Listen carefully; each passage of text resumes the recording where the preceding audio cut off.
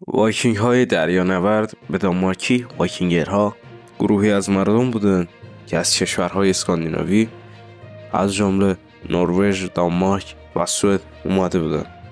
آنها در قرن هشتم تا قرن 11 به دلیل جنگجویان تکنیکی، تاجران باهوش و کاوشگران جسور نامی ماندگار برای خود ساختند.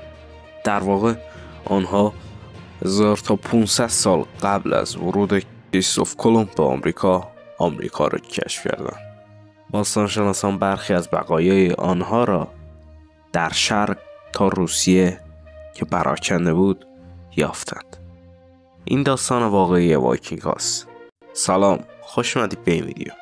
توی ویدیو قراره درباره همه چیز در مورد وایکینگ ها صحبت کنیم. بدون معطلی بریم سراغ ویدیو. وقتی راهبان ساکت در جزیره مقدس لیندسفران کشتی‌های اژدها را دیدند که نزدیک می شدند، نمی‌دانستند چه چیزی در راه است. کاملا برای وحشیگری رزمندگان مسلح به شمشیر و تبر آماده نبودند. آنها به یک سومه غنی و محافظت نشده در لیندسفران حمله کردند و عصر وایکینگ ها آغاز شد. مورخان از عصر وایکینگ ها برای توصیف گسترش آشفته مردم اسکاندیناوی به اروپا و روسیه استفاده می کنند. در سال 793 پس از میلاد با یورش به لیندسفران، نروژی ها و سوئدی ها و دانمارکی ها شروع به حمله کردند. هر جامعه محافظت نشده یک هدف بود. وایکینگ ها اکتشاف کردند و در نهایت در سراسر سرزمین هایی که با آنها برخورد کردند ساکن شدند و کشاورزی کردند. وایکینگ ها چه کسانی بودند؟ تاریخ واقعی وایکینگ ها بسیار جذاب است. به زبان ساده، وایکینگ ها نروژی، سوئدی و دانمارکی بودند. مردانی که معمولاً کشاورز، تاجر، آهنگر و صنعتگر بودند. به دلایل مختلف آنها به شهرها، کلیساها و صومعه ها حمله کردند. بسیاری از مکانهایی که آنها به آنها حمله کردند در سواحل بود، زیرا دسترسی به آنها آسان بود. وایکینگ ها با کشتی‌های سریع و آسانی که فرود می آمد می توانستند به سرعت روی جوامع هجوم بیاورند، کشتار و غارت کنند و به همان سرعت به کشتی‌های خود بازگردند و آنجا را ترک کنند. به طرز عجیبی مردانی که وایکینگ بودند وقت پاره وقت داشتند. برای مثال، وقتی یک وایکینگ مشغول کشاورزی، کاشت محصول کشاورزی نبود، مزارع خود را ترک می‌کرد و به یورش می‌رفت. آنها اغلب به موقع برای برداشت در پاییز برمیگشتند. با این حال حمله بسیار سودآور بود و بسیاری از کشاورزان به مهاجمان تمام وقت تبدیل شدند. آنها همچنین تاجران و بازرگانانی زیرک و شایسته بودند. آنها تمام کالاهای شمال از جمله خز، کهربا، آهن را با همه محصولات جنوب از جمله نقره، طلا، ابریشم، ادویه‌جات معامله می‌کردند و در تمام مسیرهای تجاری وایکینگ ها به تجارت برده می‌پرداختند. قبل از پرداختن به ادامه ویدیو، من از شما بابت گرفتگی صدام عذر میخوام. بریم سراغ ادامه ویدیو. فناوری کشتی‌های وایکینگ ها حملات ترسناک وایکینگ ها را ممکن می‌کرد. تکنیک‌های خاص ساخت کشتی باعث شد که کشتی‌های طولانی و کشتی‌های اژدها به اندازه کافی همه کاره باشند تا بتواند مسافت‌های طولانی را طی کنند، تا 200 نفر را حمل کنند و در مقابل دریاها و امواج مقاومت کنند. در این حال خیلی سبک باشد تا بتواند روی کشتیان را بکشند یا از طریق باربری آن را حمل کنند. علل شکل‌گیری دوران وایکینگ ها چه بود؟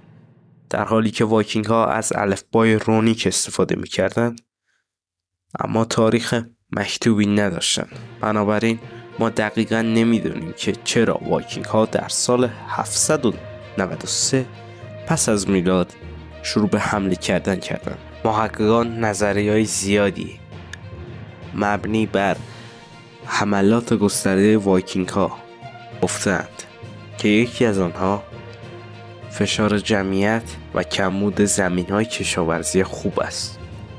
دین وایکینگ ها چه بود؟ در ابتدا وایکینگ های نورس به مسیحیت نرفتند. آنها خدایان خود را دوست داشتند و از آنها راضی بودند. کشیشان و راهبان مسیحی انگلیسی از جمله فرانک از دهه 700 تا 800 سفرهای تبلیغی خود را به سرزمین‌های وایکینگ ها آغاز کرده بود. با این حال تغییر دین وایکینگ ها طی قرن‌ها صورت گرفت. حتی زمانی که یک پادشاه دانمارکی یا سوئدی مسیحی شد و مردم خودش را مسیحی اعلام کرد، بسیاری هنوز بت‌پرستی خود را انجام می‌دادند. آنها خدایانی از جمله اودین، تور و بقیه خدایان نورس را پرستش می‌کردند. البته من ویدیویی خواهم ساخت درباره خدایان نورس، ولی بریم سراغ ادامه ویدیو.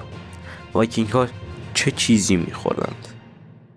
وایکینگ ها از جمله گوشت، ماهی، مرغ، سبزیجات، سبزی‌های وحشی، نان و میوه، اما در تنوعی بیشتر از رده‌های معمول و بیشتر. وایکینگ ها از نوشیدن آلو و مید در جشن‌ها لذت می‌بردند.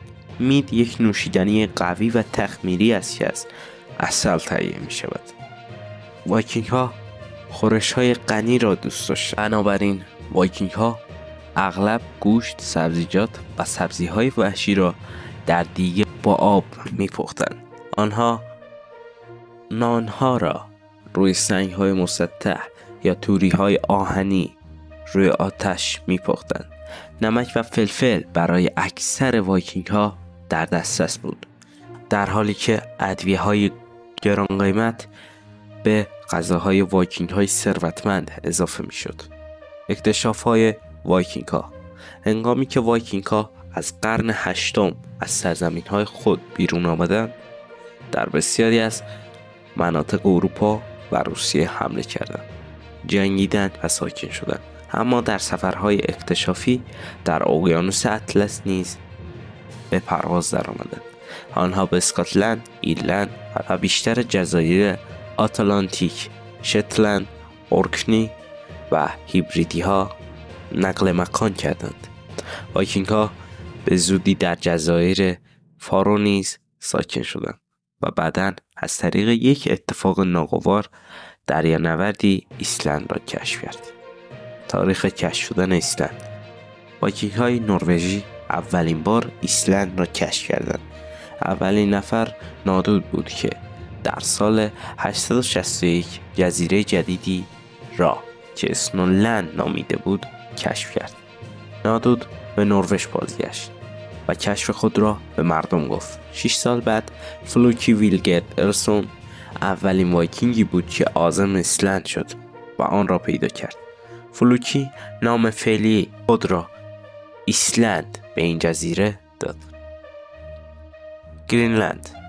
ایسلندی ها از دهه 980 گرینلند را کشف کردند و در آنجا ساکن شدند. اریک سرخ یا اریک رد، مردی ماجراجو و جنگ طلب، به دلیل کشتن یک مرد از ایسلند تبعید شده بود. اریک در طول 3 سال تبعید خود سواحل جنوبی گرینلند را کشف کرد. تاریخ کشف شدن وینلند یا همون آمریکای شمالی. تاجری به نام بیارنی هریولفسون در حال سفر به گرینلند بود.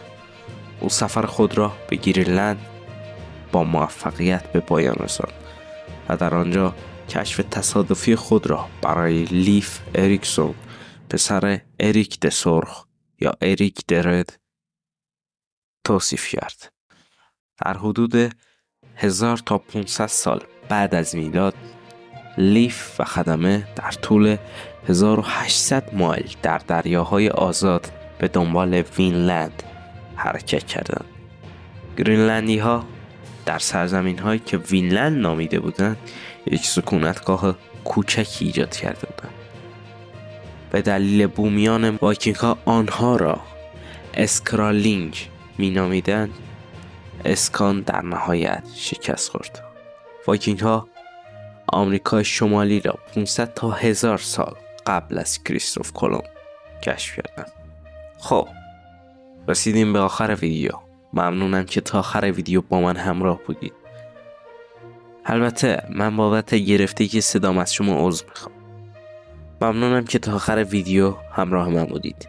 اگر از همچین محتوایی خوشتون میاد کانال من رو سابسکرایب کنید، ویدیو رو هم لایک کنید تا در پیشرفت کانال بهم کمک کنه. ممنونم که تا آخر ویدیو با من همراه بودید. خدا نگهدار.